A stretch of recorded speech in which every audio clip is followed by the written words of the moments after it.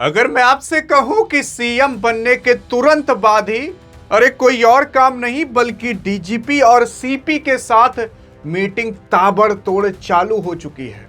और ऐसी ताबड़तोड़ मीटिंग चालू हुई है कि वेस्ट बंगाल के अंदर जितने भी गुंडा मवालिया और जो माफिया थे वो सब का जो दिल है ना वो धकर धकर कर रहा है। वो सोच रहे हैं कि अब आगे क्या होगा, अरे क्या होगा हमारे जिंदगी का, क्या होगा हमारा।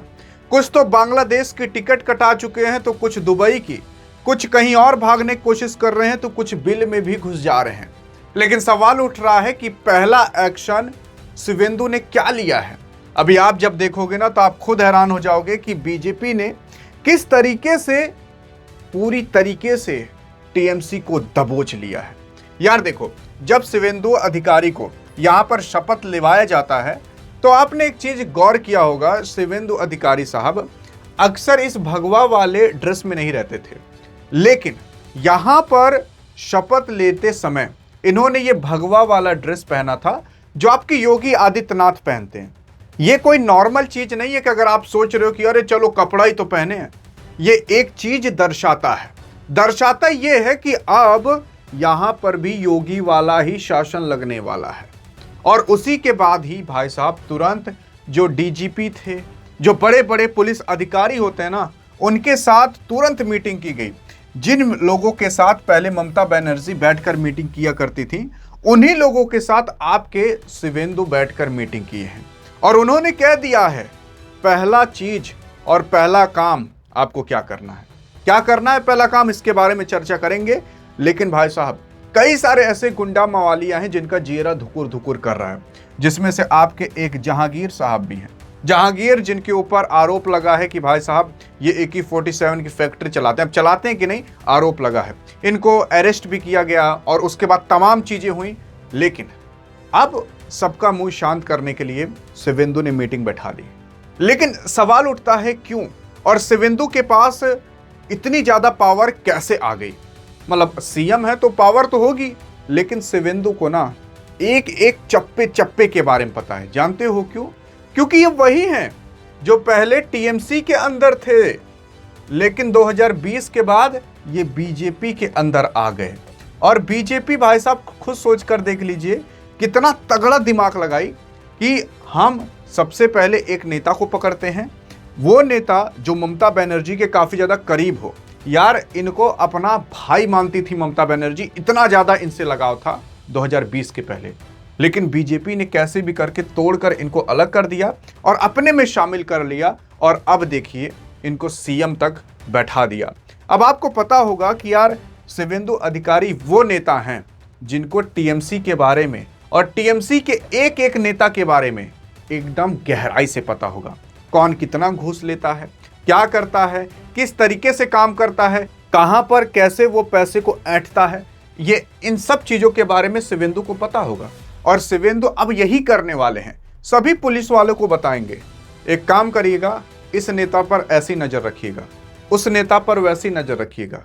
देखो शिवेंदु अधिकारी वो सीएम बने हैं जो ऑनलाइन या कह सकते हो वीडियो इनकी रिकॉर्ड हुई थी, ये रिश्वत ले रहे थे। लेकिन आज बीजेपी ने ही इनको ही सीएम बना दिया। लेकिन अब देखो ये तो सबको पता है कि ये सारे जितने भी नेता वो सब रिश्वत लेते हैं, लेकिन अब ये सभी रिश्वत लेने वाले नेताओं को अंदर करेंगे। सोच कर देखिए। फिर यहां पर अब ऐसा कहा जा रहा है कि जो पहली बैठक हुई है डीजीपी के साथ, जिसमें चीफ सेक्रेटरी भी मौजूद हैं और पुलिस के बड़े अधिकारी भी मौजूद हैं, तो पहली जो प्रायोरिटी इनकी रहेगी, जो शिवेंदु सरकार है, वो लॉ एंड ऑर्डर, ये चारों तरफ जो हंगामा है उसको पहले वो खत्म करना चाहते हैं। और मैं आपको बताऊं लगभग 1100 लोगों को ट्रीटमेंट हो चुका है उनका, ताकि ये जो दंगे फसाद होना चालू हुए बंगाल के अंदर अब ये रुक जाए। आप केवल एक हफ्ता देखिएगा, एक हफ्ता जहां आप बीते तुरंत ही भाई साहब आपको पता चलेगा करे सब कहां गए, कोई दिख ही नहीं रहा। और मैं आपको बता रहा हूं कुछ समय में ही आपको यह भी पता चलेगा, कुछ विधायक आपको अरेस्ट होते हुए दिखाई देंगे। देखो मैं अभी बता दे रहा हूं, अभी 10 दिन बाद मैं उस वीडियो में कहूंगा 10 दिन बाद कि मैंने आपको पिछले वाली वीडियो में बताया था। तब आप कहोगे हाँ भाई साहब, ये होते हुए दिखाई दे रहा है। और ये होते हुए आपको दिखाई देगा 10 दिन बाद, जब शुवेंदु अधिकारी कुछ विधायक और कुछ बड़े बड़े नेता को गिरफ्तार करवाएंगे। क्योंकि अब वेस्ट बंगाल से पूरी तरीके से टीएमसी को अगले चुनाव के लिए साफ कर दिया जाएगा, क्योंकि शुवेंदु अधिकारी को सारी जानकारी एक एक नेता के बारे में पता है। इसलिए अगर कोई नेता भी देख रहे हो तो भैया आप अपनी कोई भी चीज दूसरे नेता से मत शेयर करना, क्योंकि अगर दूसरा नेता आपकी पार्टी से निकलकर दूसरे पार्टी में चला गया और वहां पर उसे बड़ी पदवी मिल गई तो आपके लिए खतरा हो जाएगा, क्योंकि आपके बारे में तो वो सब जान रहा है। आपका सारा कच्चा चिट्टा, सारी पर्ची, सारी फाइल खुलवा देगा वो। ले भैया बताओ, इतना कोयला कहाँ गया, इतना लोहा कहाँ गया, बताइए तो। आपने हमें ही बताया तो 2019 में कि हमने इतने का घोटाला किया है, अब आइए जेल में। तो सब कुछ होने वाला है, अब आप कुछ समय में देखोगे। प्रधानमंत्री मोदी ने खुद कह दिया था, प्रधानमंत्री ने कहा था कि 29 अप्रैल को शाम 5 बजे तक आप लोग सरेंडर कर दो, और उसके बाद यही आपके स्वास्थ्य के लिए बेहतर रहेगा। जो गुंडे माफिया अपराधी हैं वो सिंडिकेट कंपनी, राज क्लब सिस्टम नहीं चलेगा। मतलब जो ये सिस्टम चलता था सिंडिकेट कंपनी और बाकी अन्य चीज़ों का, वो सब अब नहीं चलेगा। जो गुंडे माफिया हैं वो आप सरेंडर अगर कर दोगे तो आपकी सेहत के लिए अच्छा होगा। अगर ऐसी बात प्रधानमंत्री कह दिया ना तो बहुत बड़ी बात है, बहुत बड़ी बात है कि अब आगे क्या होने वाला है। प्रधानमंत्री अगर ऐसी बात कह दे। उसी के ही बाद अगर मैं आपको बताने की कोशिश करूं तो शुवेंदु अधिकारी के बारे में आप देख सकते हो। शुवेंदु अधिकारी मुख्यमंत्री इसी 9 मई को बने हैं 2026 पश्चिम बंगाल में। ऐसा पहली बार हुआ है कि कोई बीजेपी का नेता बना हो। अब बीजेपी के नेता कब कब बने हैं, कब कब नहीं बने हैं, अब इसके बारे में चर्चा करेंगे कि बीजेपी कब से अपना यहाँ पर दबदबा बनाने लगी। लेकिन हाँ, आप सोचते होंगे कि यार ये सारी जानकारी आपको मिल जाया करे, तो मिल जाएगी यार। आपके लिए मैंने डिस्क्रिप्शन व्हाट्सएप चैनल का भी लिंक डाल दिया। जो छोटी छोटी इन्फॉर्मेशन और बड़ी बड़ी इन्फॉर्मेशन रहती है वो सारी चीज़ें भी वहाँ पर मिल जाती हैं। जो यहाँ पर छूट जाता है वो सारी चीज़ें आपको मैं व्हाट्सएप चैनल पर प्रोवाइड करा देता हूँ। 2021 से 2026 तक अगर देखा जाए तो ये बीजेपी में आ चुके थे और अभी भी बीजेपी में, और टीएमसी में थे, टीएमसी से निकल कर आए और टीएमसी के विरोधी नेता बन गए। और शुवेंदु अधिकारी के बारे में यहाँ पर काफ़ी ज़्यादा निजी जानकारी लिखी हुई है, आप पढ़ सकते हो। लेकिन हाँ, अगर बात करें बीजेपी, कांग्रेस और टीएमसी के बारे में तो देखो यार, जब 2016 के अंदर विधानसभा का चुनाव हुआ था तो टीएमसी जो थी वो 210 सीटें पाई थी। ये जो आप ग्रीन ग्रीन देख रहे हो पूरी पूरी टीएमसी भरी पड़ी है। तब कांग्रेस का भी थोड़ा दबदबा था, 44 सीट पाई थी। बीजेपी अगर आप देखोगे तो केवल 3 सीट पाई थी। सीपीएम 27 सीट पाई थी और अदर 11 सीट पाई थी। तो मतलब यहाँ पर जो बीजेपी है वो 3 सीट पाई थी 2016 में।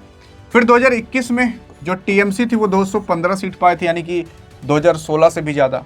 बीजेपी लेकिन थोड़ा बहुत पावर में आ चुकी थी, 77 सीट पाई थी।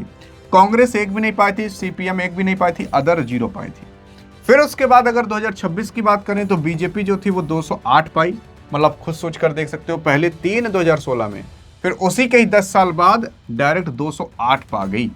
टीएमसी 79 पर आ चुकी है, कांग्रेस 2 पर आ चुकी है, सीपीएम 1 पर आ चुकी है और अदर 3 पर आ चुकी है।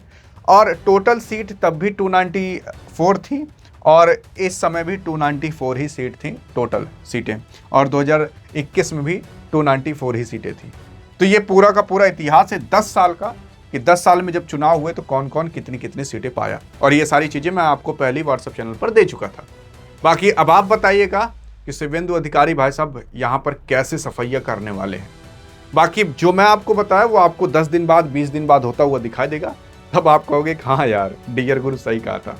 बाकी अधिक जानकारी चाहिए तो इस वीडियो में मिलते हैं, तब तक के लिए जय हिंद, जय भारत।